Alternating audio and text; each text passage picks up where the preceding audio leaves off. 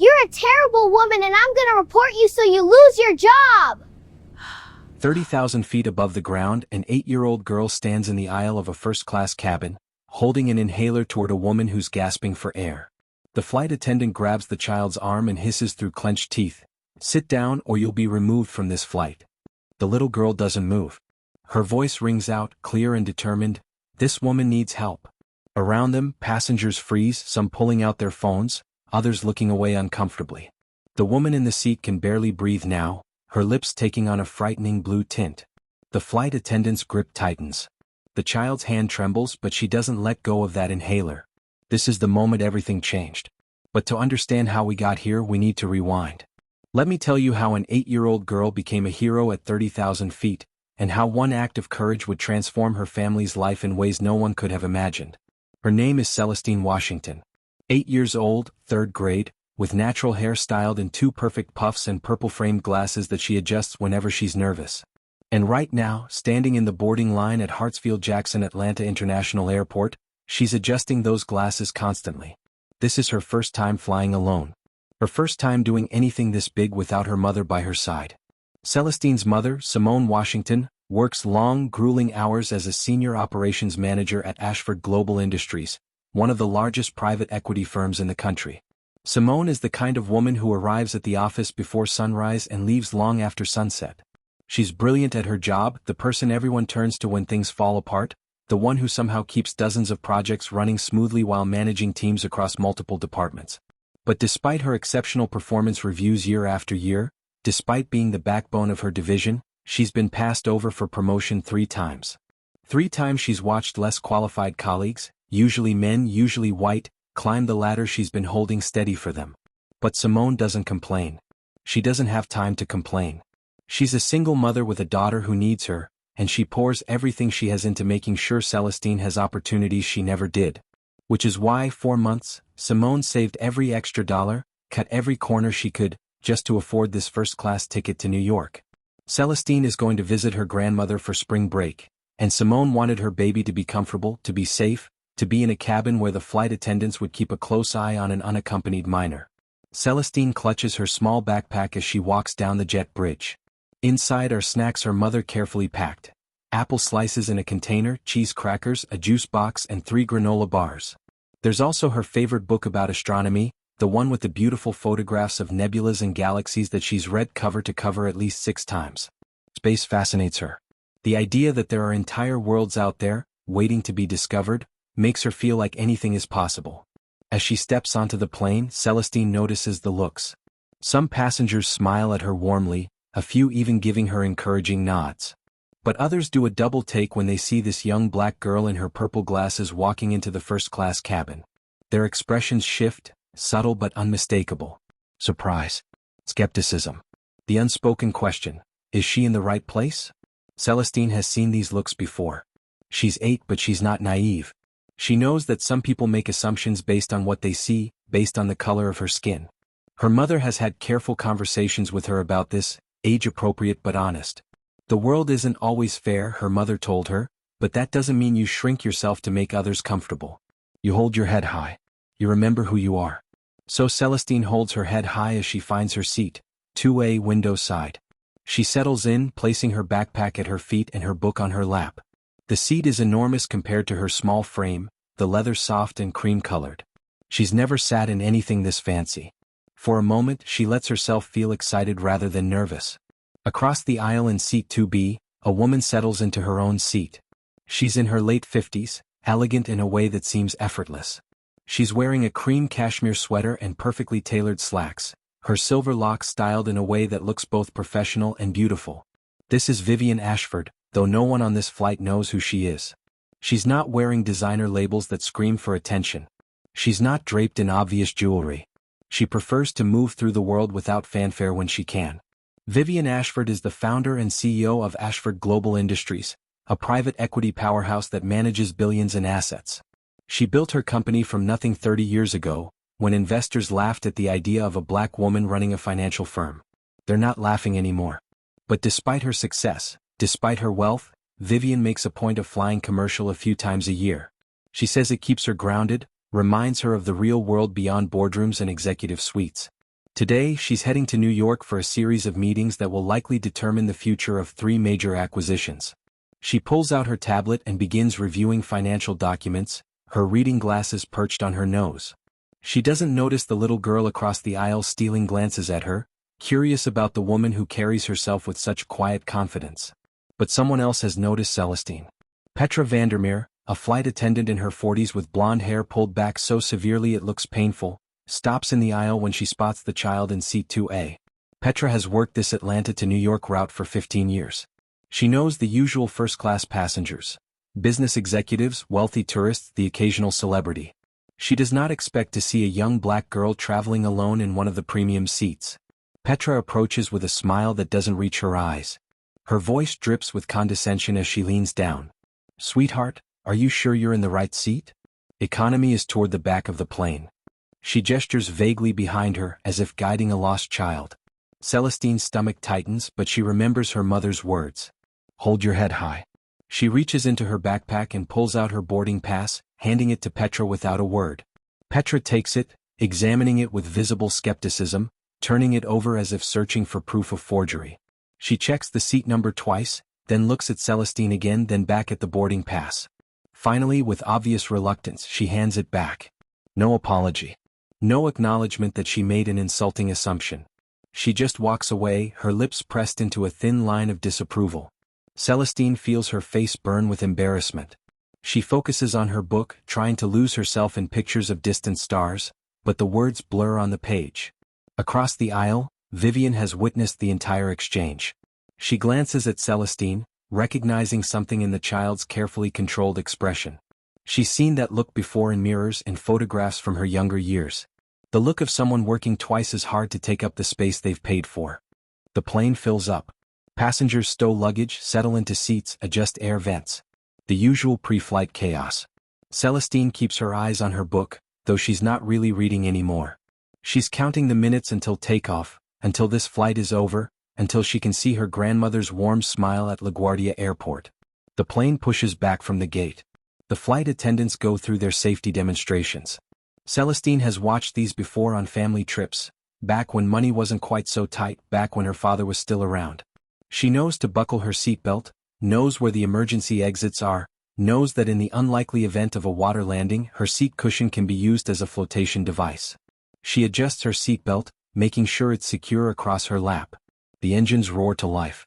The plane accelerates down the runway, and then that stomach-dropping sensation as the wheels leave the ground. Celestine presses her face to the window, watching Atlanta shrink beneath them, the buildings becoming toys, the cars becoming ants, until they're above the clouds and everything below disappears into white. If you're enjoying this story so far, make sure to hit that subscribe button. This is going to be a journey you won't want to miss. 20 minutes into the flight, the seatbelt sign dings off. Passengers adjust their positions, some standing to stretch, others pulling out laptops or books. Celestine is reading about the Andromeda Galaxy when she hears it. A sound that makes her freeze. Labored, wheezing breathing, the kind that rattles in the chest and struggles to find air. She looks up from her book. Across the aisle, Vivian Ashford is clutching her chest, her elegant composure shattered by panic. Her eyes are wide with fear, and she's gasping, each breath a desperate, insufficient struggle. One hand claws at her throat while the other fumbles frantically through her purse. Celestine recognizes what's happening immediately. Her best friend Aaliyah has asthma, severe asthma that sent her to the emergency room twice. Celestine has seen this before. The panic, the gasping, the terrifying realization that your lungs won't cooperate, that the air you need isn't reaching where it needs to go. Vivian's hands are shaking so badly she can't control them. She knocks her purse over and the contents spill across her lap and onto the floor. A wallet, tissues, breath mints, a phone, pens, everything scattering. She's searching for her inhaler, but panic has made her clumsy and she can't find it. Celestine unbuckles her seatbelt without thinking. She crosses the aisle in 2 quick steps, kneeling beside Vivian's seat. Her voice is calm, much calmer than she feels. "Ma'am, are you okay? Do you need your inhaler?" Vivian can barely nod. She tries to speak, but no words come out, only that horrible wheezing sound. Her lips are starting to take on a bluish tint. "This is bad. This is really bad." Celestine starts searching through the scattered items on the floor, her small hands moving quickly. Where is it? Inhalers are usually small, usually blue or white. Aaliyah keeps hers in a purple case. Where would this woman keep hers? And then she hears a voice, sharp and cold, cutting through her focus. Little girl, return to your seat immediately. You cannot disturb other passengers. Celestine looks up. Petra Vandermeer stands over her, hands on hips, her face a mask of authority and irritation. She's not looking at Vivian, who is clearly in medical distress. She's glaring at Celestine as if the child is the problem here. Celestine's voice rises, urgent now. She's having an asthma attack. She needs help. Petra's expression doesn't soften. If anything, it hardens. I said return to your seat. No. Or I will have you restrained for the remainder of this flight. Other passengers are watching now. A man in seat 3C leans forward, uncertainty in his voice. Maybe we should let the child help? That woman really doesn't look good. Petra doesn't even glance at him. Her eyes stay locked on Celestine. Sir, I am handling this situation. This child is not a medical professional, and she needs to follow crew instructions. But Celestine isn't listening anymore. She spots something that rolled under Vivian's seat, a small blue and white object. The inhaler. She lunges for it, her fingers closing around the plastic. She tries to hand it to Vivian, but Petra is faster.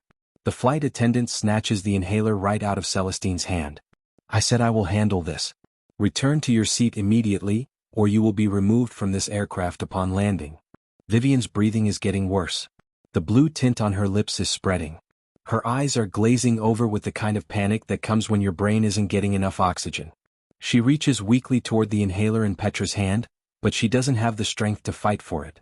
Celestine feels something rise in her chest, something stronger than fear, stronger than the desire to be obedient and good.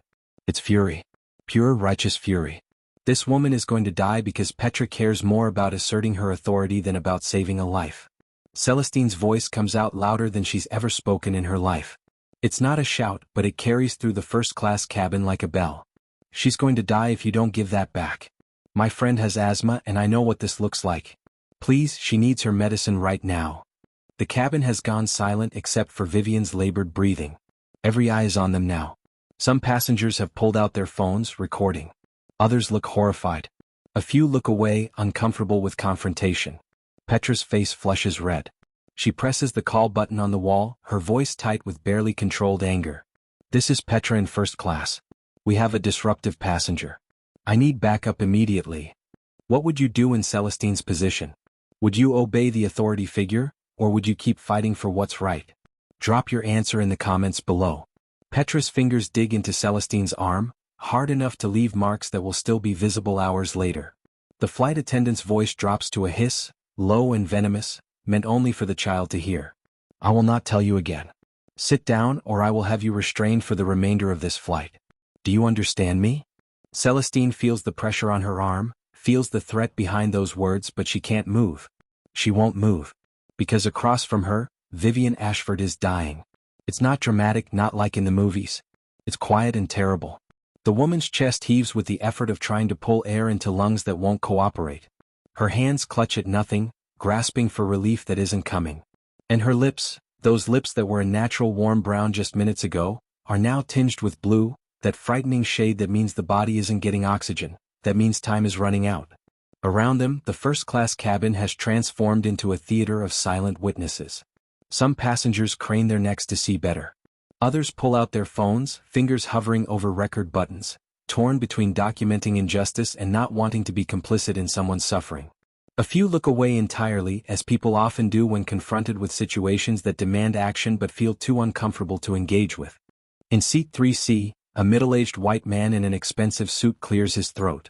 He's the type who usually minds his own business on flights, who pops in his AirPods and works through spreadsheets until landing. But even he can't ignore this. His voice is uncertain, conciliatory, the voice of someone who wants to help but doesn't want to cause a scene. Excuse me, miss, but maybe we should let the child help if the woman needs assistance? She seems to know what she's doing.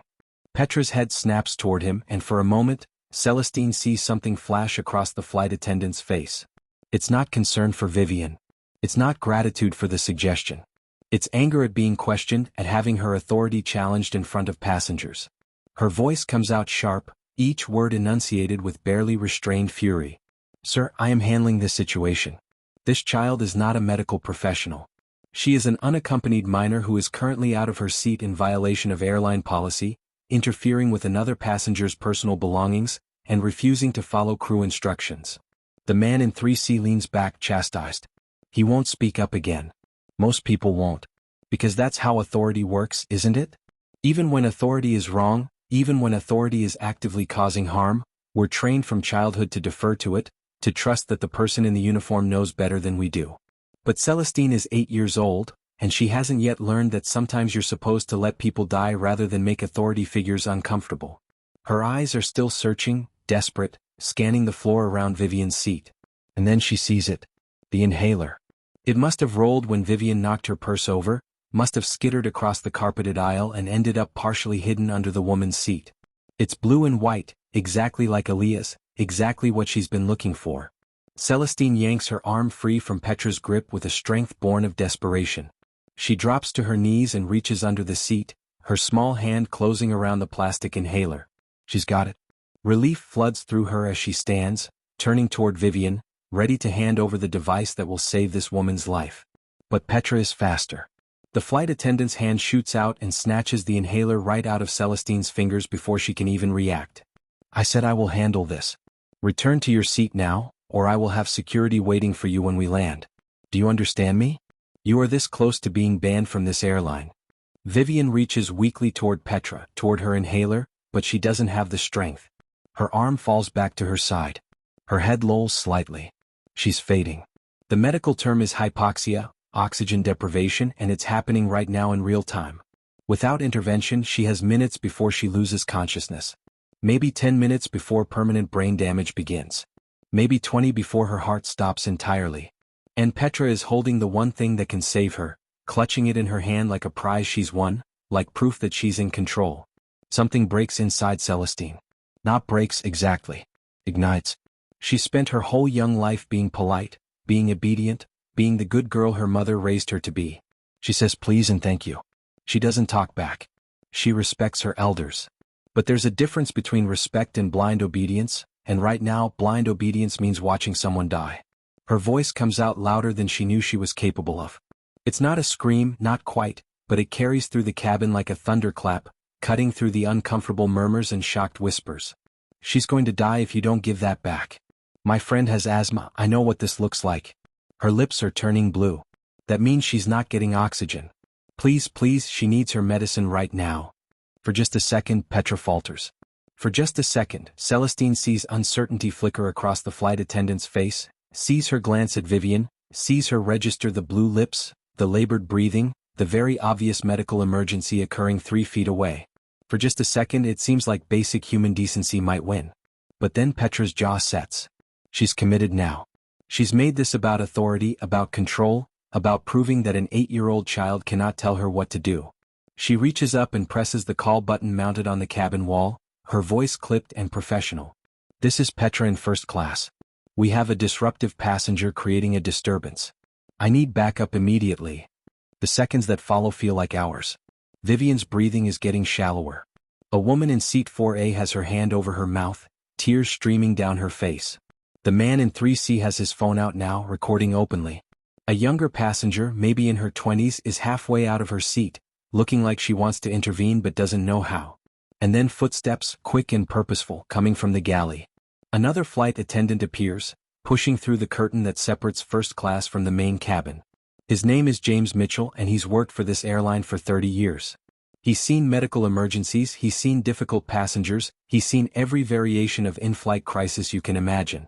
He's also black, a detail that matters in this moment because it means he spent 30 years navigating the same assumptions, the same skepticism, the same presumption of not belonging that Petra directed at Celestine the moment she saw her in seat 2A. James takes in the scene instantly. His eyes move from Petra to Celestine to Vivian, and his expression shifts from inquiry to alarm in the space of a heartbeat. He moves past Petra without asking permission, without deferring to her seniority on this route, and goes directly to Vivian. Ma'am, can you hear me? Ma'am, are you having trouble breathing? Vivian's eyes find his, and in them is pure desperation. She nods weakly. James turns to Petra, and his voice has an edge of steel beneath the professional courtesy. Does this passenger have an inhaler? Petra's hand tightens around the inhaler she's still holding. James, I was handling this. This child was out of her seat, touching another passenger's belongings without permission, refusing to follow crew instructions. James doesn't let her finish. He reaches out and takes the inhaler from her hand, not roughly but firmly, with the authority of someone who's decided that protocols can wait until after everyone is alive. Ma'am, this woman is in acute medical distress. We can discuss the child's behavior later. Right now, I need you to step back. He turns to Vivian, his voice gentle but urgent. Ma'am, I'm going to help you with your inhaler. Can you hold it, or do you need assistance? Vivian tries to lift her hand, but it's shaking too badly. James places the inhaler between her lips, his other hand supporting the back of her head. Okay, I need you to try to breathe in when I press this, okay? On 3. 1, 2, 3. He presses the inhaler, releasing the medication into Vivian's airways. The effect isn't immediate, not like in movies where one puff fixes everything. But after a few seconds her breathing changes. It's still labored, still difficult, but less desperate. Less like drowning. James waits 30 seconds, then administers another dose. Then another. Slowly, painfully slowly, color begins to return to Vivian's face. The frightening blue fades from her lips. Her breathing, while still strained, starts to even out. Her eyes clear, focus returning to them. She's coming back. Behind James, Petra is standing rigid, her face flushed red with anger and embarrassment. James, that child was completely out of line. She left her seat without permission, she touched another passenger's property, she raised her voice and caused a disturbance. James finally turns to face her fully, and his voice, while quiet, carries absolute conviction. This child potentially saved this woman's life. While you were worried about protocol and authority, this passenger was dying. This little girl recognized a medical emergency and tried to help, and instead of assisting her, you physically restrained her and prevented her from providing aid. He turns to Celestine and his expression softens completely. She's still standing in the aisle, her whole body trembling now that the adrenaline is fading, tears threatening to spill from behind her purple glasses. Young lady, what you did just now was incredibly brave. You stayed calm in an emergency, you recognized what this woman needed, and you didn't give up even when an adult told you to stop. That took real courage. Thank you. Those 2 words, that simple thank you, break something loose in Celestine. The tears come now, not sobs, just quiet streams down her cheeks. She nods, not trusting her voice, and returns to her seat on shaking legs. She buckles her seatbelt with fumbling fingers and picks up her astronomy book, but the words blur on the page. Her hands won't stop trembling. Around her, the cabin slowly returns to its normal rhythm. Passengers settle back into their seats, though conversations are muted now, subdued. The man in 3C gives Celestine a small nod of respect before returning to his laptop. The young woman in her 20s mouths, thank you to her. Even passengers who were looking away before now regard her with something like admiration. James stays with Vivian for several more minutes, monitoring her breathing, asking her questions to assess her cognitive function. Yes, she knows where she is. Yes, she knows what day it is. Yes, the tightness in her chest is easing. He brings her water, adjusts her seat into a more comfortable position, and pulls out a medical incident report form that he'll need to file before landing. Petra has disappeared into the galley. She'll stay there for most of the remaining flight, avoiding eye contact with anyone, her authority and confidence shattered by her own poor judgment. 10 minutes pass. Then 15. The cabin service resumes. James moves through first class offering drinks and snacks, his presence a reassurance that someone competent is watching over them. Vivian continues to improve, her breathing returning to normal, though she looks exhausted in the way that people do after their bodies have been through trauma. And then, when color has fully returned to her face and she's able to sit up properly, Vivian turns her head towards seat 2A. She catches Celestine's eye and gestures gently, inviting the child over. Celestine unbuckles carefully, glancing around to make sure no one is going to yell at her for leaving her seat again. She crosses the aisle slowly, cautiously, and stands beside Vivian's seat. Vivian's voice is still raspy, rough from the asthma attack, but it's warm, full of genuine emotion. What's your name, sweetheart? Celestine Washington, ma'am. The child's voice is small, uncertain, still shaken from everything that just happened. Vivian's face lights up with a smile that transforms her elegant features into something radiant. Celestine. What a beautiful name. Do you know what it means? Celestine shakes her head. It means heavenly, celestial, from the stars. Vivian reaches out and gently touches Celestine's hand.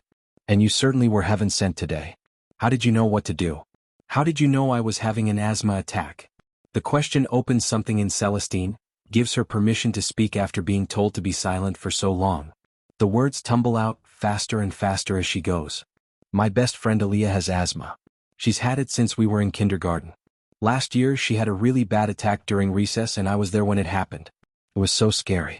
She couldn't breathe and her lips turned blue just like yours did, and the teacher called 911, and Aaliyah's mom came to school, and she was crying but trying to stay calm. After that, Aaliyah's mom taught me and some of our other friends what to look for, what the signs are, so we could help if it happened again. She showed us how to use the inhaler, when to call for help, what to do. She said that sometimes the people who love you need to be ready to save your life. Vivian listens to every word with intense focus, the way adults rarely listen to children, as if what Celestine is saying is the most important thing in the world. Aaliyah's mother sounds like a very wise woman. And you are clearly a very good friend. Aaliyah is lucky to have you. Celestine's cheeks warm with the praise. Is your asthma usually that bad? Do you have attacks like that a lot? No, thankfully. I've had asthma for years, but it's usually well controlled with medication. Today was unusual. I think the stress of work, the dry airplane air, and the fact that I forgot to take my preventive inhaler this morning all combined into a perfect storm. I should have been more careful. Vivian pauses, studying Celestine more closely. Are you traveling alone? You seem quite young to be flying by yourself. Celestine nods, some of her earlier nervousness returning. I'm going to visit my grandma in New York. It's spring break and my mom thought it would be good for me to spend time with her. My grandma lives in Queens. She's going to take me to the Museum of Natural History and the planetarium. I've wanted to go there forever. That sounds wonderful. And your mother let you fly alone? She must trust you very much. Pride fills Celestine's voice. My mom saved up for this ticket for a really long time. She wanted me to be in first class so I'd be safe and comfortable. She works really, really hard. She's always at the office, even on weekends sometimes. She comes home late and she's tired, but she still helps me with my homework and makes sure I have everything I need. Vivian's expression shifts, becoming more focused, more curious. Your mother sounds remarkable. What does she do for work? She works at some big company downtown. Ashford something? Ashford Global? I can never remember the whole name. She's been there for a long time. She says it's a good company, but I know she gets frustrated sometimes because she works so hard and doesn't always get credit for it. Celestine adjusts her purple glasses, a gesture Vivian now recognizes as something the child does when she's thinking carefully about her words. She doesn't complain to me about it much, but sometimes I hear her on the phone with my grandma and she sounds sad. She says she keeps getting passed over for promotions even though she does more work than other people. The air in the cabin seems to still. Vivian's entire demeanor changes, though it's subtle, a sharpening of attention, a focusing of interest. Her voice remains casual, but there's something beneath it now, something calculating in the way that brilliant minds calculate when pieces of a puzzle start falling into place. Ashford Global Industries? Celestine's face brightens with recognition. Yes, that's it. Do you know it? Vivian's smile is enigmatic, revealing nothing of the thoughts racing through her mind. I'm familiar with it, yes. Do you work there too? Maybe you know my mom. Her name is Simone Washington. She's in operations, I think? She manages a bunch of people and projects and stuff. For a long moment, Vivian says nothing. She's processing information, connecting dots, understanding implications that an 8-year-old child couldn't possibly grasp. Simone Washington, Senior Operations Manager. 8 years with the company, according to the personnel files Vivian reviews quarterly. Consistently exceptional performance reviews. Passed over for promotion to vice president 3 times in the last 2 years, each time in favor of less qualified candidates. Vivian remembers those promotion decisions. She wasn't directly involved in all of them, that's what she has a leadership team for, but she reviews the outcomes. She remembers thinking more than once that some of the choices seemed questionable. She made mental notes to pay more attention to the operations division, to look more closely at who was being elevated and who wasn't, but then there were acquisitions to close, board meetings to attend, crises to manage, and those mental notes got filed away in the endless queue of things a CEO needs to address eventually. Eventually. That word that means well-intentioned concern without action. That word that allows injustice to continue because there's always something more urgent demanding attention. And now here sits the daughter of one of her overlooked employees, having just saved her life. The universe, Vivian thinks, has a strange sense of irony. She reaches into her bag, the one that spilled its contents across the cabin floor 20 minutes ago, and pulls out a business card. It's not her standard corporate card with the Ashford Global logo, her title, her office number, and 3 assistant contacts. This is something she has made for situations where she doesn't want to announce who she is. It's simple, elegant, cream-colored stock with a single phone number embossed in silver. Nothing else. No name, no company, no title. She hands it to Celestine. I want you to keep this. If you or your mother ever need anything, and I mean anything at all, you call this number. Can you promise me that? Celestine takes the card carefully, reverently, as if it's something precious. She studies the number, committing it to memory the way children do, then tucks it carefully into her book for safekeeping. I promise. Thank you, ma'am. No, sweetheart. Thank you. You gave me something today that I can never repay. You gave me my life back. But I'm going to try to find a way to say thank you properly. You'll see. Celestine doesn't understand the weight behind those words, doesn't recognize the steel-edged determination in Vivian's voice. She just smiles, relieved that the scary part of the flight is over, relieved that this kind woman is okay, relieved that maybe, despite everything, she did the right thing. If you're watching this and thinking about all the times you've seen something wrong but stayed silent, all the times you've deferred to authority even when that authority was causing harm, drop a comment below. When is it right to break the rules? When is obedience actually the wrong choice? I want to hear your thoughts. She returns to her seat, buckles in, and picks up her book about galaxies and distant stars. The rest of the flight passes uneventfully. James checks on both of them multiple times. Other passengers offer Celestine smiles of encouragement. One woman even orders her an extra dessert from the meal service. And across the aisle, Vivian Ashford sits in quiet contemplation, her tablet forgotten, her financial documents unreviewed. She's thinking about Simone Washington, about 8 years of excellent service, about 3 denied promotions. She's thinking about systemic issues in her company that she's been too busy to address directly. She's thinking about an 8-year-old girl with purple glasses and 2 hair puffs who had more courage in a crisis than most adults she knows. She's thinking about how to say thank you to someone who saved your life. And she's thinking about justice, about fairness, about the kind of company she wants to build, about the values she claims to hold and whether her leadership team is actually embodying them. The plane begins its descent into New York. The flight attendants collect trash and prepare the cabin for landing. Celestine looks out the window as the city comes into view, sprawling and magnificent, full of possibilities and museums and her grandmother's warm embrace. She has no idea that her life is about to change. She has no idea that the simple act of helping someone in need is going to set in motion a chain of events that will transform her family's future. She's just a little girl going to visit her grandma, excited about the planetarium, relieved that the flight is almost over. But 4 months from now, Simone Washington will walk into an office on the top floor of a building she's worked in for 8 years but never been invited to visit. And everything will change. The wheels touch down at LaGuardia with a gentle bump. Passengers applaud, the way they sometimes do on flights that felt more eventful than usual. Celestine gathers her backpack, her book, her precious business card tucked safely between pages about the Andromeda Galaxy. As she stands to deplane, Vivian touches her arm gently one last time. Remember, Celestine. Anything you need. You call that number. I will. I hope you feel better, ma'am. Because of you, I will. And with that, Celestine Washington walks off the plane and into the arrivals terminal, where her grandmother is waiting with open arms and tears of joy, completely unaware that she's just become part of a story that people will talk about for years to come. Make sure to hit that subscribe button because you're going to want to see what happens next. The story is just getting started. The plane is making its final approach into LaGuardia, that moment when the engines shift to a lower hum and passengers start gathering their belongings, preparing for the chaos of deplaning. The seatbelt sign illuminates with its familiar chime, and flight attendants move through the cabin doing final checks. It's in this transition space between the drama of the flight and the return to normal life that Petra Vandermeer makes one last catastrophic mistake. She approaches Vivian's seat with a smile that doesn't reach her eyes, the kind of professional mask that service workers learn to wear when they have to apologize for things they don't actually feel sorry about. Her voice is carefully modulated, hitting all the notes of corporate contrition without any of the genuine emotion. Ma'am, I want to apologize for any distress you experienced during the medical incident earlier in the flight. I'm very glad to see that you're feeling better and that we were able to address your emergency appropriately. Vivian looks up from her tablet, and her expression is completely neutral. She says nothing, just waits. It's a power move that comes from decades of negotiating billion-dollar deals, from sitting across tables from people trying to manipulate her.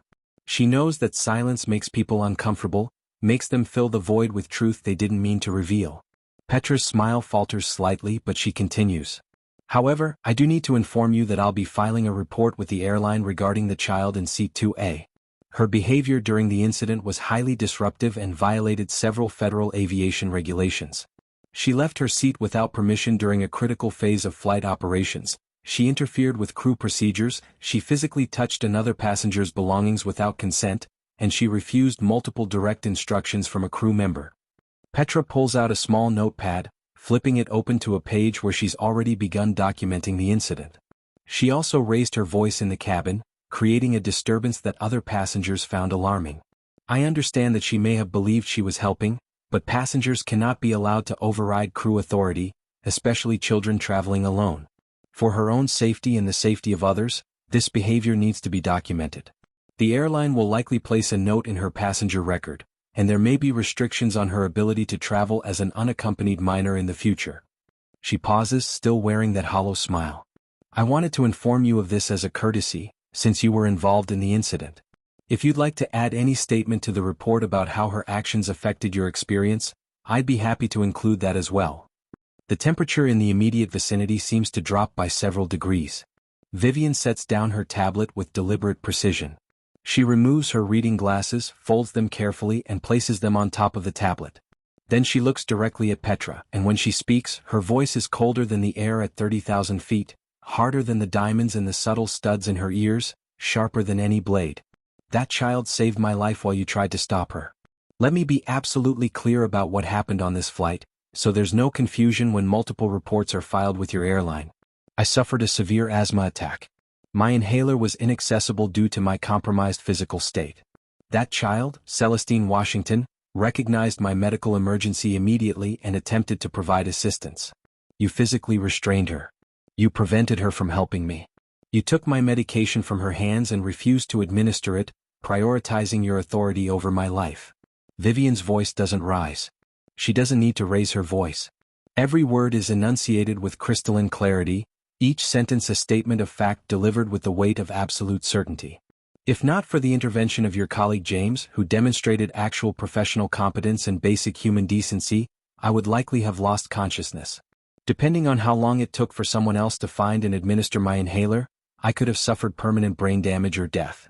Do you understand what I'm telling you? Your actions, your choices, your prioritization of protocol over emergency response nearly killed me. Petra's face has gone pale.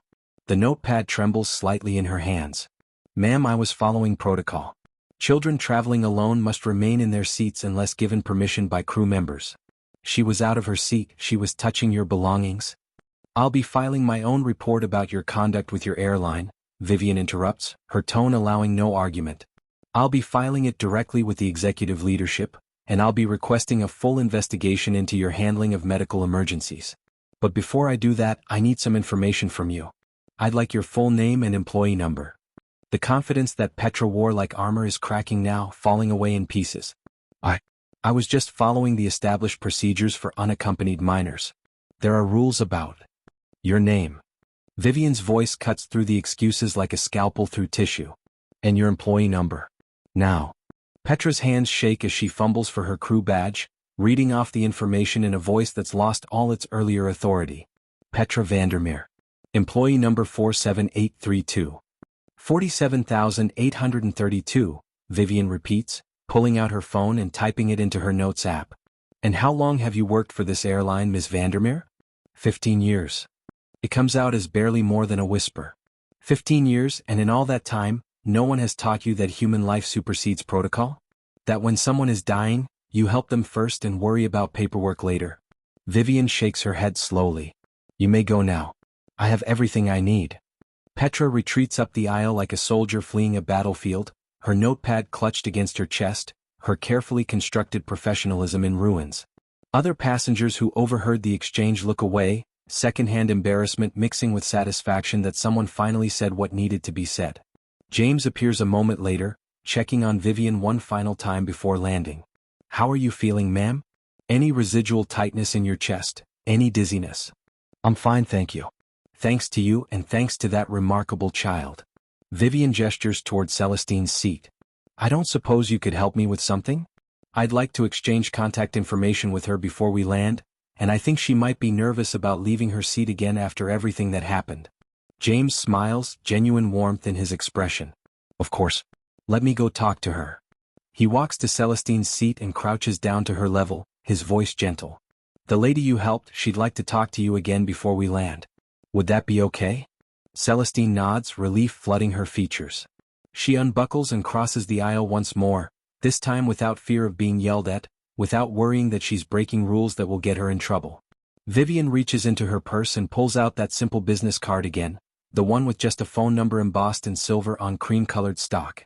She presses it into Celestine's small hand, closing the child's fingers around it gently. I need you to keep this somewhere safe. Not in your backpack where it might get lost, somewhere you'll remember. Can you do that for me? Celestine nods solemnly, understanding somehow that this is important, that this simple card means something more than she can fully grasp. If you or your mother ever need anything, Vivian continues, her voice soft but intense, and I mean anything at all, you call this number. If you're in trouble, if you need help, if something happens that you don't know how to handle, you call me. Can you promise me that? I promise, Celestine whispers. Say it again so I know you mean it. I promise I'll call if we need anything. Celestine's voice is stronger now, more confident. Good girl. Vivian reaches out and adjusts one of Celestine's hair puffs, a maternal gesture that surprises them both. You're going to do extraordinary things with your life, Celestine Washington. I can see it in you. That courage you showed today, that ability to see what needs to be done and do it even when authority figures tell you to stop? That's rare. That's precious. Don't ever let anyone train it out of you. Celestine doesn't fully understand the weight of what's being said to her, doesn't recognize that she's being given life advice from one of the most successful businesswomen in America. She just knows that this elegant woman with silver locks is looking at her with respect, with admiration, with something that feels almost like pride. And after hours of being treated like she was a problem, like she was wrong for trying to help, this moment of validation is everything. The plane touches down, wheels hitting tarmac with a gentle thump that makes passengers instinctively applaud. It's a New York thing, applauding landings as if grateful to have arrived alive in a city that doesn't suffer fools. The cabin erupts in the familiar chaos of deplaning, people standing immediately despite the seatbelt sign still being illuminated, wrestling bags from overhead compartments, jockeying for position in the aisle. Celestine gathers her small backpack, her astronomy book, and tucks that precious business card carefully between the pages about the Andromeda Galaxy. She waves goodbye to Vivian, who returns the gesture with a smile that holds promises the child can't yet interpret. As Celestine walks off the plane, James stops her one last time. You did good today, young lady. Don't let anyone tell you different. He hands her a pair of plastic pilot wings, the kind airlines give to children. Honorary crew member for extraordinary service above and beyond. Celestine pins them to her shirt with pride and walks into the terminal, where her grandmother is waiting. 3 days in New York pass in a blur of museums and planetariums, of her grandmother's cooking and stories about the old days, of walking through Central Park and eating hot dogs from street vendors. Celestine tells her grandmother everything about the flight, the words tumbling out over dinner on her first night there. Her grandmother listens with wide eyes, alternating between horror at the flight attendant's behavior and pride at her granddaughter's courage. Your mother is going to lose her mind when you tell her, her grandmother says, shaking her head. Proud and terrified all at once. That's the curse of being a parent, baby. Being proud that your child is brave while wishing they never had to be. On the flight home 3 days later, Celestine is in economy class this time. Her mother couldn't afford first class both ways, and that's okay. The flight is uneventful, boring even, which is exactly what flights should be. No emergencies, no drama, just clouds out the window and a bag of pretzels that taste like cardboard. When the plane lands in Atlanta, Celestine practically runs through the terminal to where she knows her mother will be waiting at baggage claim. And there she is, Simone Washington, still wearing her work clothes because she came directly from the office, her natural hair pulled back in a neat bun, her expression a mixture of exhaustion and joy at seeing her daughter. They collide in a hug that lifts Celestine off her feet. Simone buries her face in her daughter's hair, breathing in the scent of her, reassuring herself that her baby is home safe. I missed you so much. Tell me everything. Did you have fun? Did Grandma spoil you? Were the flights okay? The words pour out of Celestine during the drive home, the whole story spilling out as Atlanta traffic crawls around them. The asthma attack, the mean flight attendant, the nice one who helped, the lady she saved. Simone's hands tighten on the steering wheel as she listens, her heart racing with retroactive fear at how differently things could have gone. When they get home to their small but neat apartment in a complex near the interstate, Simone holds her daughter at arm's length, studying her face with intense maternal scrutiny. Baby, you were so brave. I'm so proud of you. But you also could have gotten hurt, you could have been banned from the airline, that woman could have restrained you like she threatened. I'm terrified thinking about what could have happened. But Mom, the lady was dying. I could see it. Her lips were turning blue. I couldn't just sit there and do nothing. Celestine's voice carries the conviction of someone who knows, bone deep, that they made the right choice. Simone pulls her daughter close again, fighting back tears. I know, baby. I know. You did the right thing. That's what scares me. You did exactly what I would have wanted you to do, what I've raised you to do, but the world doesn't always reward people for doing the right thing. Sometimes it punishes them for it. Later that evening, after dinner and homework and all the rhythms of normal life have resumed, Celestine remembers the business card.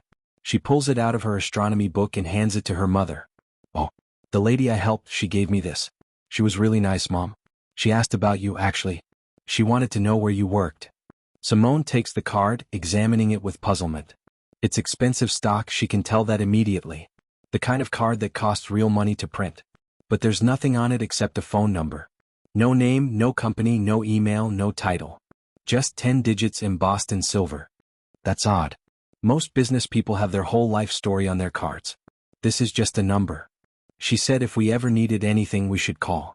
She was really serious about it, Mom. She made me promise twice. Simone smiles at her daughter's earnestness, but inside she's skeptical. Rich people make these kinds of promises all the time, grand gestures in the moment that they never expect anyone to actually follow up on. Still, the card is beautiful, and it's clear that whoever this woman is, she meant something to Celestine. Simone tucks it carefully into the small drawer in the kitchen where she keeps important papers, menus for takeout restaurants they rarely order from, and other miscellaneous items that don't quite have a home. We'll keep it safe, she tells Celestine. Just in case. Life returns to its normal rhythms. Simone's alarm goes off at 5:30 every morning. She's out the door by 6:15, dropping Celestine at before-school care on her way to the office. Ashford Global Industries occupies 3 floors of a glass tower in downtown Atlanta, and Simone's desk is on the 8th floor, in an open-plan space where senior managers like her work in slightly larger cubicles than everyone else but nowhere near actual offices. She manages a team of 12 people directly and coordinates with probably 50 more across various projects. Her job is to make sure that operations run smoothly, that acquisitions integrate properly, that the hundreds of moving pieces involved in running a multi-billion-dollar private equity firm actually move in the same direction. It's complex work, demanding work, work that requires someone who can think 3 steps ahead while simultaneously putting out fires in the present. Simone is excellent at it. Her performance reviews say things like, exceptional strategic thinking, and demonstrates leadership qualities beyond her current role, and consistently exceeds expectations. Her colleagues come to her when they're stuck. Her subordinates respect her. Even executives 2 levels above her seek out her input on major decisions. But when promotions come up, when positions open at the vice president level, positions she's more than qualified for, the job goes to someone else. Usually someone with less experience. Usually someone who happens to be male. Usually someone who happens to be white. The first time it happened, Simone told herself it was just bad timing, that she'd get the next one. The second time, she started to see the pattern but didn't want to believe it. The third time, 3 months before Celestine's trip to New York, she finally accepted the truth. There was a ceiling above her head, invisible but absolutely real, and no amount of excellent work was going to break through it. She thought about leaving, about taking her talents somewhere they'd be valued. But Ashford pays well, the benefits are good, and she has a daughter to support, a child who needs stability and consistency.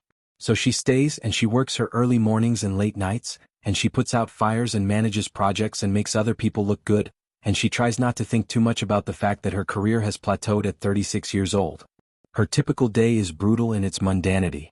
Morning meetings starting at 7:30. Conference calls with acquisition targets on the West Coast, which means staying online until 6 or 7 at night. Spreadsheets that need reviewing. Presentations that need polishing. Teams that need managing. Problems that need solving. She's good at compartmentalizing, at keeping her frustration locked away where it won't affect her performance. But sometimes, late at night after Celestine has gone to bed, she calls her mother and lets the exhaustion show. I'm tired, Mama. I'm so tired. Not just physically tired, though God knows I'm that too. I'm tired of working twice as hard for half the recognition. I'm tired of training people who end up becoming my bosses. I'm tired of smiling and nodding when someone takes credit for my ideas in meetings. Her mother listens, offers comfort, reminds her that she's strong, that Celestine needs her to keep fighting. And Simone does. She keeps fighting, keeps working, keeps hoping that eventually merit will matter more than demographics. The weeks pass. Spring turns to summer. Celestine finishes 3rd grade with straight A's and a special commendation from her teacher for her essay about her trip to New York. Summer camp during the day while Simone works. Evening routines of dinner and homework prep for the next grade. Weekend grocery shopping and laundry and all the invisible labor of keeping a household running on a single income. The business card sits in that kitchen drawer, buried under pizza menus and school permission slips, slowly being forgotten. Simone sees it occasionally when she's looking for something else, and each time she wonders briefly about the woman who gave it to her daughter. She wonders if that woman ever thinks about the flight, about the little girl who saved her life. Probably not, she figures. Rich people have short memories for the help they receive from those they consider beneath them. If you've ever been the person who worked harder than everyone else but got passed over anyway, drop a comment below. I want to hear your stories. And if you're finding value in this story, hit that subscribe button because what happens next is going to blow your mind. 4 months pass. It's a Tuesday morning in late August, the kind of sticky southern summer day where the humidity hits you like a wall the moment you step outside. Simone is at her desk by 6:45, earlier than usual because there's a major presentation at 9 that she's been preparing for weeks. Her team has put together an integration plan for a recent acquisition, and it's good work, brilliant work actually. She's proud of it. She's reviewing the final slides when her email notification pings. The sender makes her stomach drop. Executive Office, Ashford Global Industries. The subject line is marked urgent in red letters. Required attendance, executive meeting. Simone's first thought is that something has gone catastrophically wrong with one of her projects. Her second thought is that she's being fired. Her hands tremble slightly as she opens the email.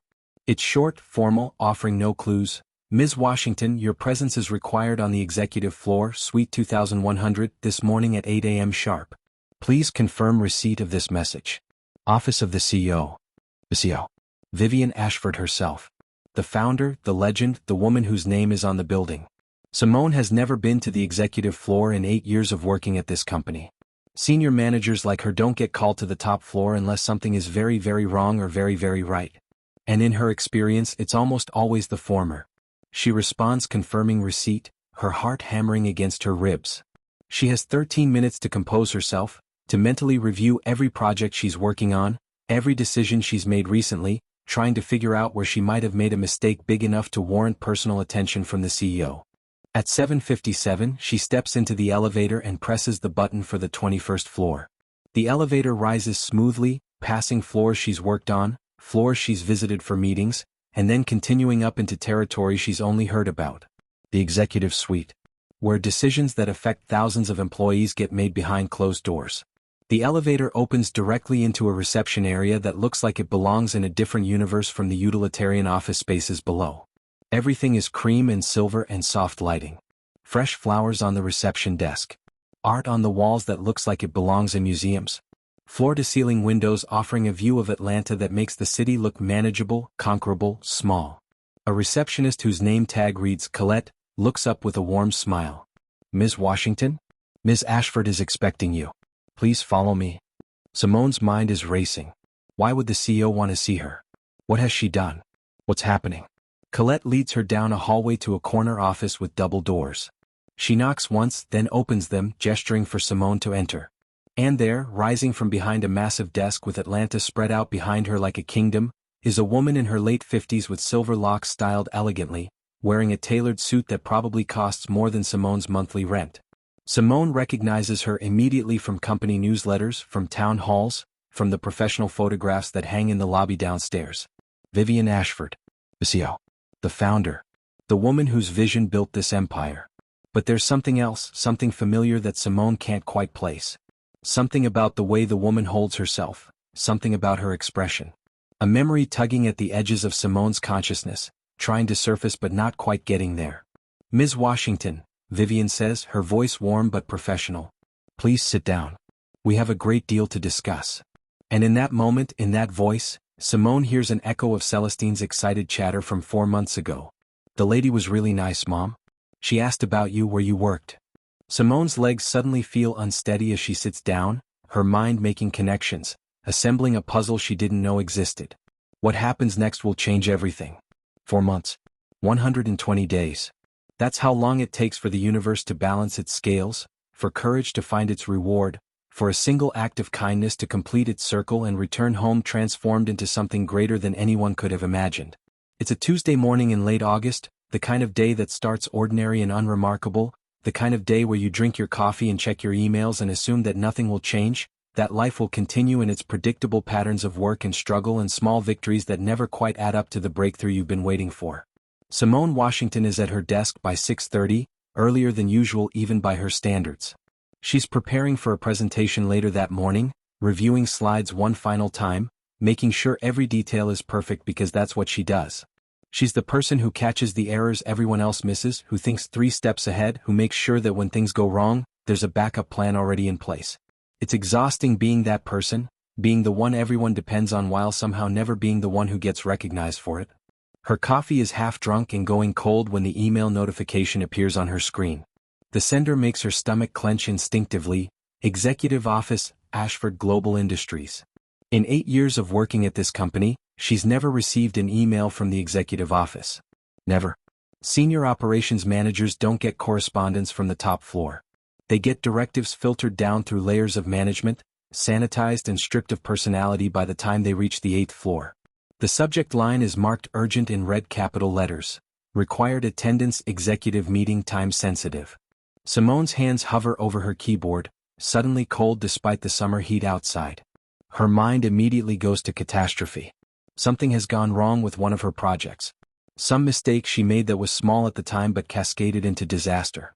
Some decision that seemed reasonable but turned out to be catastrophically wrong. She's being called up to be fired or disciplined or made an example of. That's the only reason the executive office contacts people at her level. Bad news travels up. Good news rarely makes it past middle management. She clicks the email open, her heart hammering so hard she can feel it in her throat. The message is brief, formal, offering absolutely no context or explanation. Ms. Washington, your presence is required on the executive floor, Suite 2100, this morning at 8 a.m. sharp. This is not optional. Please confirm receipt of this message immediately. Regards, Office of the CEO. Office of the CEO. Vivian Ashford's office.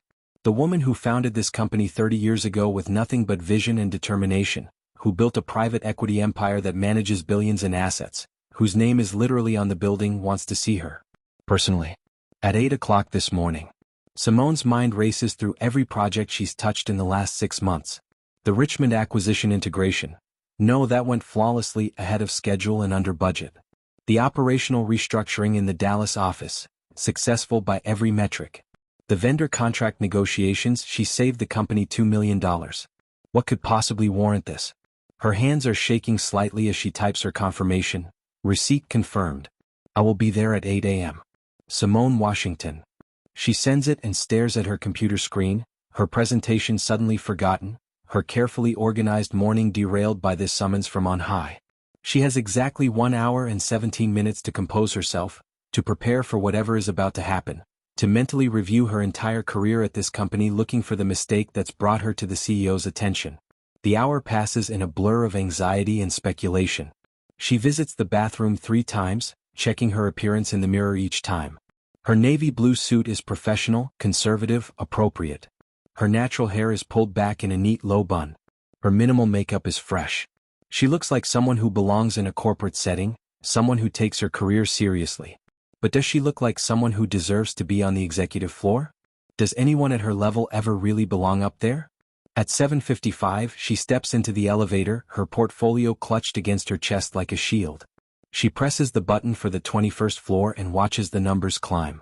3rd floor, 4th floor, 5th floor. She's been to most of these floors for meetings, for project coordination, for the 1,000 small interactions that make up a career in operations management. 8th floor, 9th floor, 10th floor.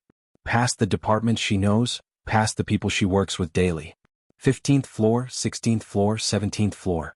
Into territory she's only heard about, where executives have actual offices with doors that close, where decisions get made that affect hundreds of employees. And then 20th floor, 21st floor, and the elevator opens directly into a reception area that belongs to a different universe entirely. Everything is cream and silver and understated luxury. The carpeting is so thick her footsteps make no sound. There are fresh flowers on the reception desk, not the sad grocery store bouquets that sometimes appear in the break room on the 8th floor, but elaborate arrangements that probably cost more than her weekly grocery budget. Original artwork on the walls, not corporate motivation posters, but actual paintings and photographs that belong in galleries. Floor-to-ceiling windows offering a view of Atlanta that makes the city look small and manageable, as if from up here you could reach out and rearrange neighborhoods like chess pieces. The receptionist looks up with a smile that seems genuinely warm rather than professionally obligatory. Her name tag reads Colette in elegant script. Ms. Washington? Ms. Ashford is expecting you. Please follow me. Ms. Ashford is expecting you. The words echo in Simone's head as she follows Colette down a hallway lined with more art, more windows, more evidence of wealth and power so far removed from her daily reality that it might as well be a different planet. This is where the real company exists, she realizes.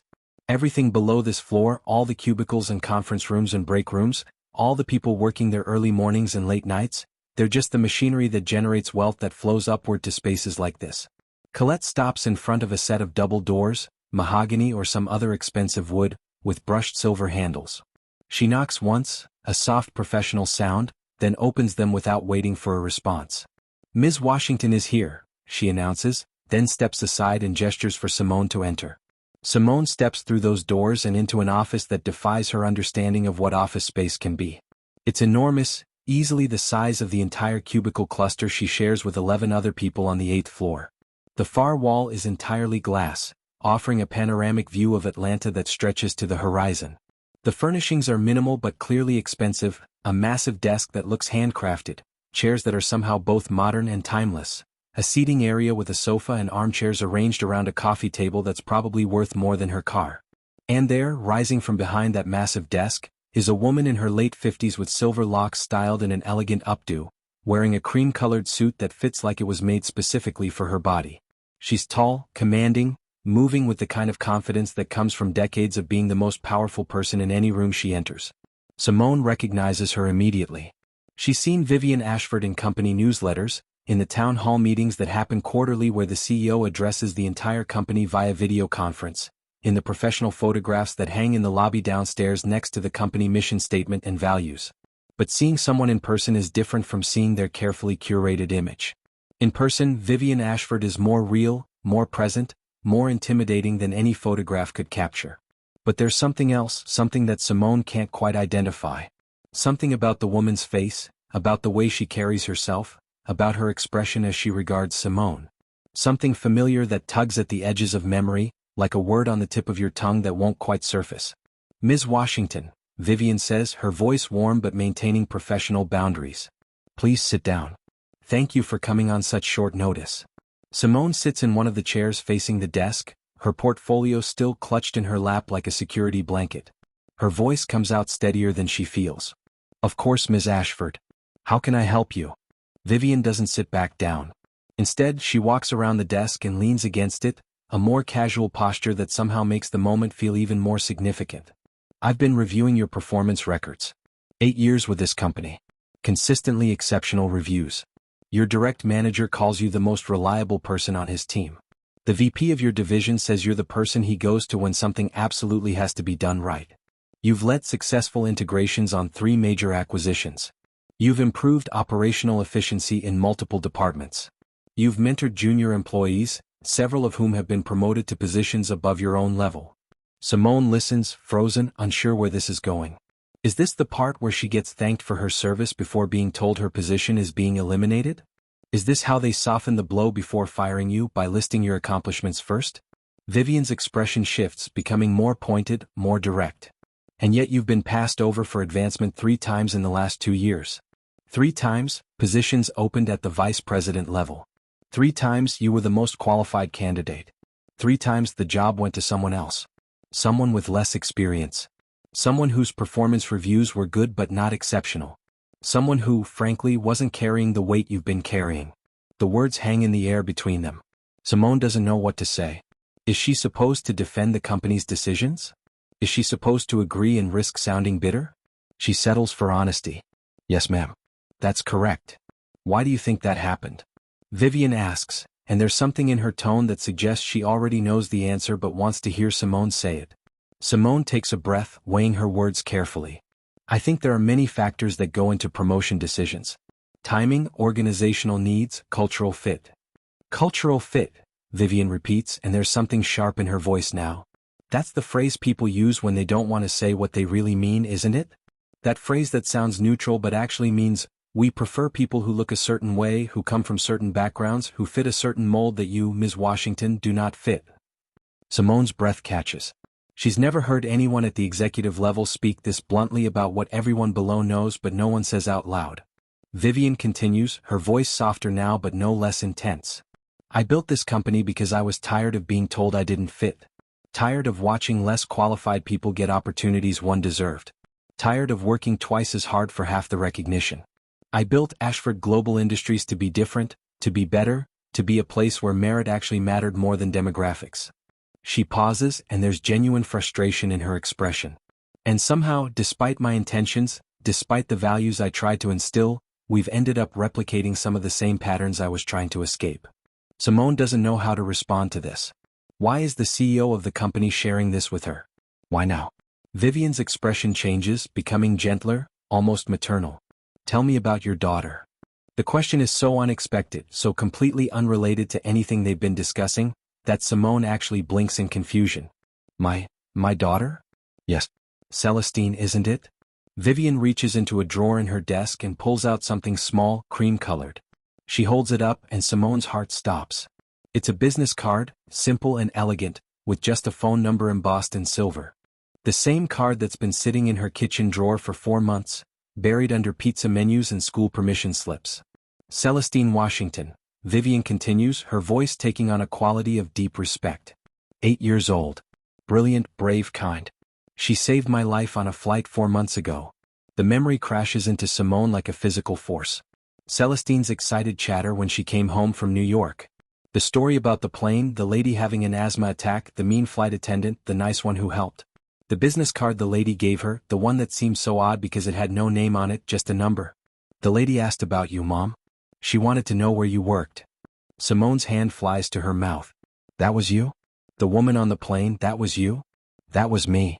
Vivian's professional demeanor cracks, revealing genuine emotion beneath. I was having a severe asthma attack. I couldn't find my inhaler, couldn't breathe, couldn't think clearly. I was panicking, which only made everything worse. And your daughter, this 8-year-old child traveling alone, she recognized what was happening. She knew what to do because her friend has asthma, because she paid attention, because someone taught her to care about other people's suffering. Tears are forming in Simone's eyes now, blurring her vision. She told me everything when she got home. She was so scared but so proud that she helped someone. But I had no idea, I didn't make the connection. How could you? Vivian says gently. The card I gave her was anonymous. I fly commercial occasionally to stay grounded, but I don't advertise who I am. I certainly didn't introduce myself to your daughter by listing my credentials and job title. I was just a woman who couldn't breathe, and she was just a child who decided to help me anyway. Vivian walks back around her desk and sits down, her hands folded in front of her. But here's what you need to understand, Ms. Washington. Your daughter didn't just help me. She fought for me. A flight attendant tried to stop her, physically restrained her, told her to sit down and follow rules and defer to authority. And your daughter refused. She raised her voice in that cabin, she stood her ground, she insisted that saving my life was more important than following protocol. Do you know how rare that is? Do you know how much courage that takes? Simone can barely speak through the tears now. That's just who she is. She's always been like that, standing up for what's right even when it's hard. Exactly, Vivian says, leaning forward with intensity. And do you know what that tells me about you? About who you are, about how you've raised her. Because children don't become brave and compassionate by accident, Ms. Washington. They learn it from someone. They watch how the adults in their lives navigate the world, how they treat other people, what they prioritize, what they're willing to risk for what they believe in. She pauses, letting that sink in. You've raised an extraordinary child. You've instilled in her values that are becoming increasingly rare. Courage, compassion, the ability to see injustice and act on it rather than looking away. The willingness to make authority figures uncomfortable when lives are at stake. Do you know what that tells me about you as a leader?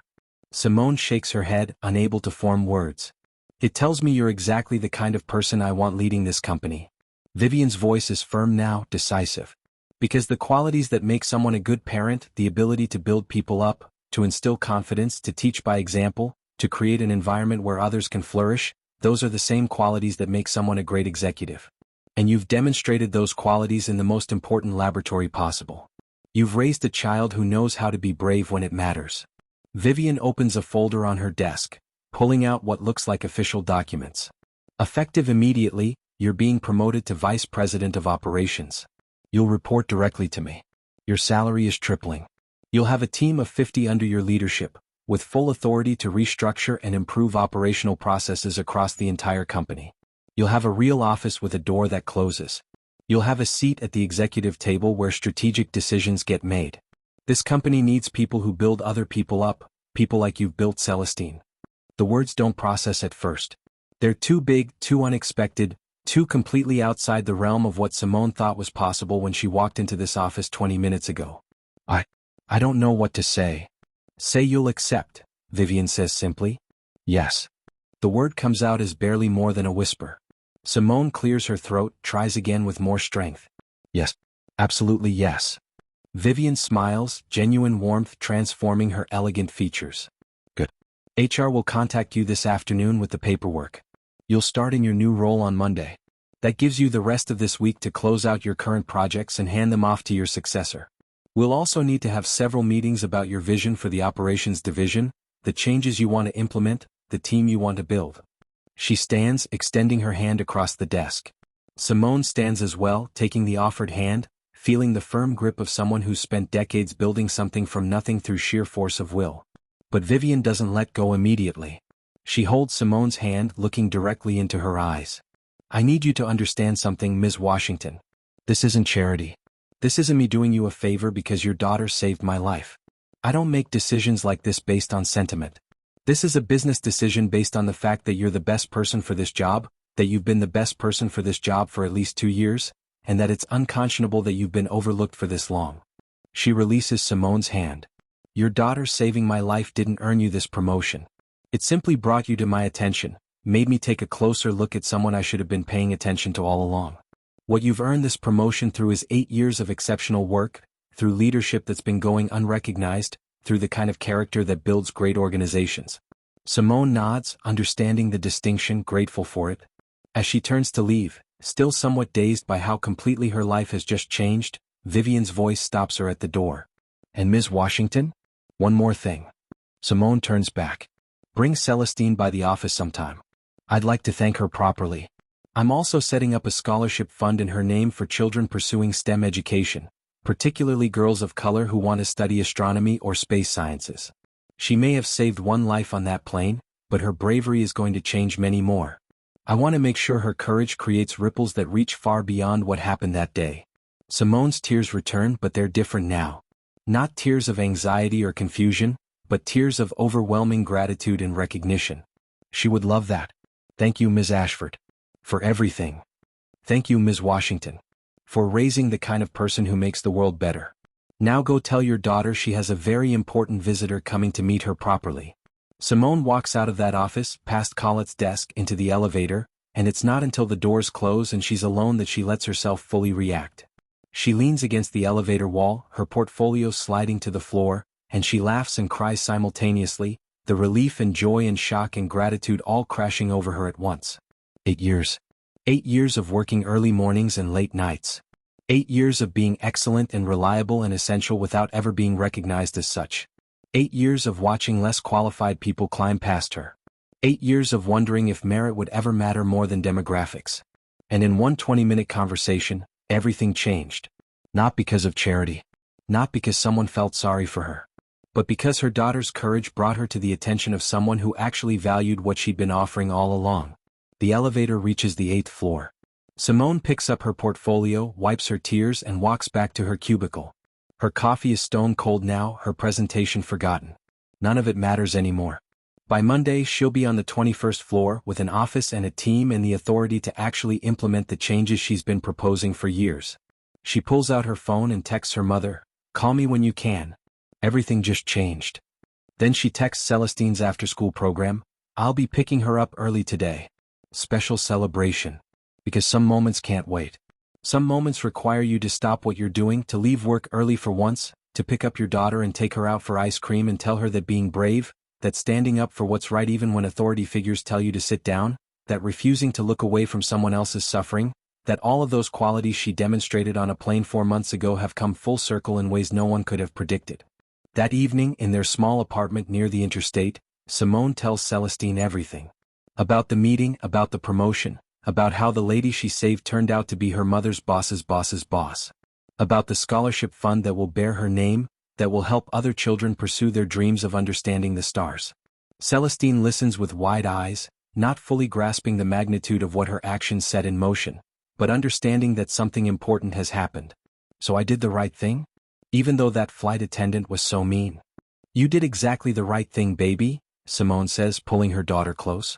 You showed me that sometimes the most important thing isn't following rules or making authority figures comfortable. Sometimes the most important thing is having the courage to do what needs to be done, even when it's hard, even when you might get in trouble, even when you're scared. I was really scared, Celestine admits quietly.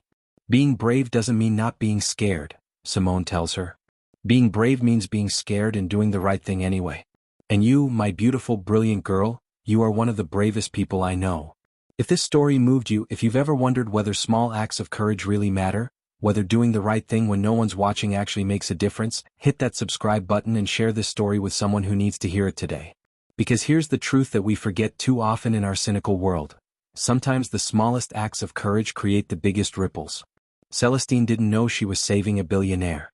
She didn't know that her actions would transform her family's future.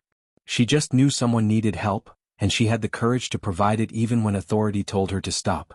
Real power isn't about money or titles or corner offices with views of the city. Real power is about recognizing goodness when you see it and having the courage to reward it. It's about understanding that the person making minimum wage might have more wisdom than the person making millions. It's about looking beyond assumptions and stereotypes to see the actual human beings in front of you and the actual value they bring to the world. Vivian Ashford could have ignored what happened on that plane. She could have sent Celestine a nice gift and moved on with her life. She could have continued to be too busy, too focused on the big picture, too removed from the day-to-day realities of her company to notice that talented people were being systematically overlooked. But she didn't. She took the time to investigate, to look closely at someone she should have been paying attention to all along, to use her power to correct an injustice. That's what real leadership looks like. Not grand gestures or inspiring speeches, but the willingness to see clearly, to acknowledge when systems aren't working the way they should, and to take concrete action to make things right. 6 months after that Tuesday morning meeting, Simone Washington sits in her new office on the 21st floor, looking out at Atlanta sprawled beneath her, and she thinks about all the years she spent wondering if her hard work would ever be recognized. She thinks about all the times she almost gave up, almost decided that fighting for recognition wasn't worth the exhaustion. She thinks about what would have happened if she had left the company, if she'd taken her talents somewhere else out of frustration. But mostly she thinks about her daughter, about an 8-year-old girl with purple glasses and 2 hair puffs who decided that saving a stranger's life was more important than following rules. About a child who stood in an airplane aisle and refused to back down when authority told her she was wrong. About the courage it takes to trust your own judgment when everyone around you is saying you should defer, should comply, should sit down and be quiet. The Celestine Washington Scholarship Fund launches that same month, with an endowment large enough to send dozens of students to college over the next decade.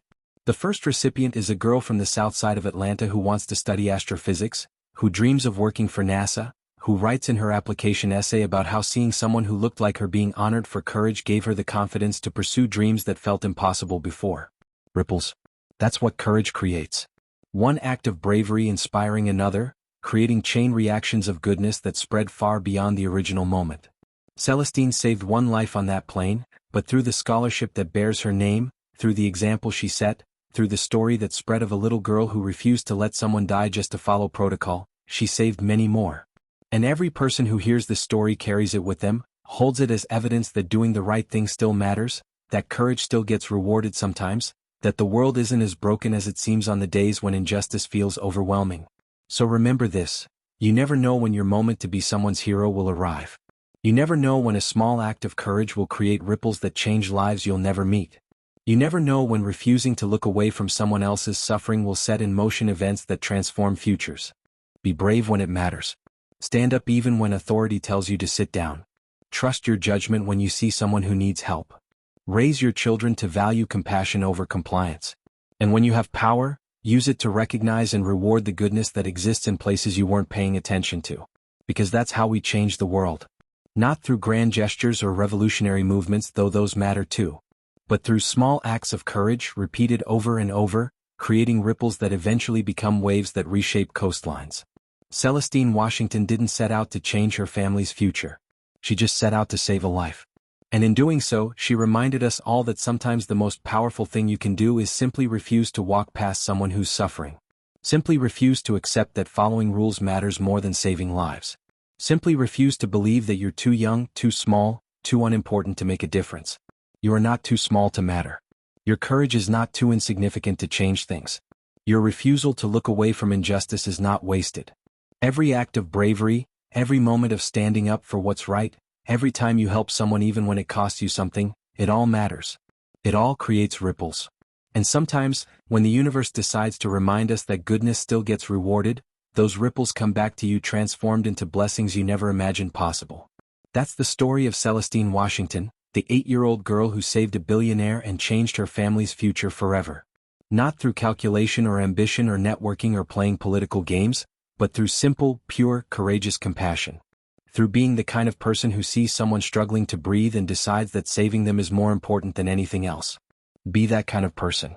Raise children to be that kind of person. Reward that kind of person when you have the power to do so. And watch as the world slowly, one act of courage at a time, becomes the place we all wish it already was. Thank you for watching. If this story meant something to you, share it. Let it be a reminder that courage still matters, that goodness still gets recognized, that the world is still full of people trying their best to do what's right. And the next time you see someone who needs help, remember Celestine. Remember that you might be standing at the moment that changes everything. Remember that your courage might create ripples you'll never see but that will change lives you'll never meet. Be brave. Be kind. Be the person who refuses to look away. That's how we save each other. That's how we save ourselves. That's how we save the world.